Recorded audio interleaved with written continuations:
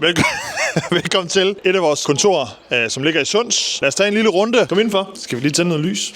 Her på matriklen, der har vi teknisk set 3 virksomheder. Nogle af dem er også forspredt ud over andre steder, men vi har Skywork, vi har Sally, og så har vi lageret til Sky Energy, som arbejder med vindmøller. Men lad os gå ind og kigge. Herinde har vi, Thoring er jo en af medejerne af det her foretagende Sky Venture, som ejer alle vores selskaber. Men han sidder på Skywork og er med til at drifte den. Herude har vi så lageret, hvor at vi primært har lageret til Skywork og Sky Energy. Hvis vi lige skal tage Sky Energy, så er det en virksomhed, som har specialiseret sig i at lave vindmøllevinger, og som opererer i det meste af verden. Lige nu der er vi i Afrika, Canada, Norge, Sverige. Jeg kan faktisk ikke huske alle steder, men de opererer på vindmøllevinger og er, hvad kan man sige, specialiseret sig i at både reparere dem, men også optimere vingerne for dem, der ejer alle de her vindmøller. Så de har en masse grej herude sammen med Skywork, som er en virksomhed, som har specialiseret sig i at lave håndværksmæssige opgaver på bygninger, men hvor man benytter reb som adgangssystem. Og det er faktisk den virksomhed, var den første, jeg startede tilbage i 2016. Faktisk august, så vi rammer snart et 10-års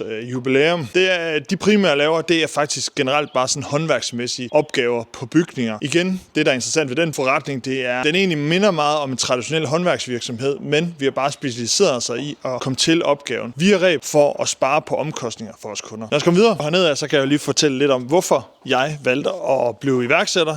Og det stammer faktisk helt fra, at min far har altid bygget virksomheder, så jeg har jo flasket lidt op med det. Men hver at jeg var ordblind, så har jeg aldrig nogensinde tænkt, at jeg kunne starte en virksomhed. Det er en lidt længere historie, men jeg valgte så til sidst at springe ud som iværksætter. Og man kan sige, at det, jeg elsker ved iværksætteri, det er faktisk det her med at skabe noget. Skabe en forandring, hvor at vi hjælper nogle mennesker. Det er faktisk det, der sådan driver mig, og også drevet mig ud i mange eventyr og mange virksomheder efterhånden. Det er det, jeg synes, der er allermest spændende. Det er simpelthen at skabe den her forandring og hjælpe nogle mennesker. Det er også derfor, vi har sådan lidt nogle skæve virksomheder, fordi at vi kan gå ind og skabe en forandring. Det er ikke, fordi jeg ikke synes, en traditionel håndværksvirksomhed er spændende, men hvis man lige kan lægge et twist ovenpå, hvor at vi kan hjælpe nogle virksomheder, som måske har kæmpet med nogle opgaver, så synes jeg, det bliver rigtig interessant. Det er også derfor, at den virksomhed, vi har inden for vindindustrien, har virkelig revolutioneret den måde, vi arbejder på vindmøllevinger. Det synes jeg er super interessant, og det er det, der driver mig. Og hvis man tager sådan de første par år som iværksætter, så startede jeg jo Skywork, som sagt, tilbage i 2016. Faktisk 14 dage efter jeg startede virksomheden, der fik jeg også min søn. Og sådan lidt uviden i forhold til, hvad kræver det at starte en virksomhed. Lige så uviden var jeg omkring, hvad det kræver at være far og forældre. Så de første par år af Skyworks rejse var ekstremt hårdt, fordi man går bare ind i en verden, man overhovedet ikke har nogen som helst kendskab til. Der er enormt mange ting, man slet ikke lærer nogen steder omkring iværksætteri. Altså, hvordan driver man en virksomhed? Hvad skal man være ops på? En ting er, at jeg trådte ind i et nyt marked omkring det her med robaxes, men der er alt det omkringliggende med at drive virksomhed. Så vi lavede en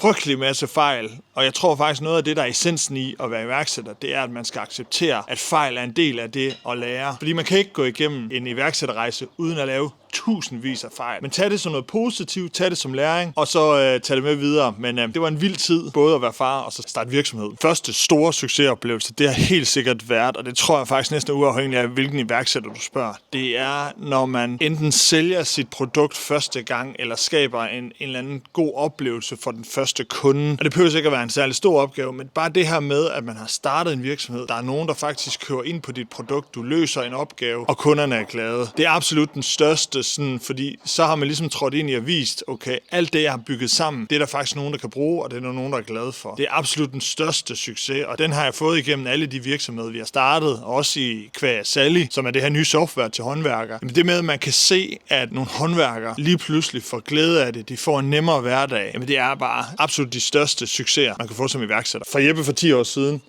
så er det absolut at lade være med at kaste ud i for meget. Der er ingen tvivl om, at vi har haft nogle gode succeser gennem tiden, men vi har røvme, det må jeg ikke sige, men vi har godt nok også haft rigtig mange udfordringer. Det vi har haft kvæg af, at vi har kastet ud i for mange ting. Vi har simpelthen haft for mange idéer, og vi har troet på, at vi kunne løse dem alle sammen og starte alle mulige ting. Så vi har også haft mange ting, som ikke er blevet til noget. Mange ting eller virksomheder, hvor vi har kastet rigtig mange penge, rigtig mange ressourcer, vi har offret rigtig meget, hvor vi simpelthen har måttet lægge det i graven. Så jeg tror, det her råd her, det er simpelthen fokusere på én ting. Jeg hører lidt i forhold til iværksætter. Det er som om, det er en succes, hvor mange virksomheder man kan starte, og sådan var det også lidt for mig selv. Men 10 år senere, så tror jeg, at min råd det er, fokuser på én ting og skab den succes. Og der går altså lang tid, inden man kan slippe en virksomhed, og det går længere tid, end man regner med, før en virksomhed er, hvad kan man sige, selvkørende. Det tror jeg, det er det råd, jeg vil give til mig selv for 10 år siden. Hvis du godt kunne tænke dig at høre mere om iværksættere eller nogle af vores virksomheder, vores rejser, jamen så følg med, fordi der kommer meget mere herinde på kanalen, hvor at vi dykker ned i nogle af selskaberne og alt det, vi har gang i. Så følg med. Vi ses!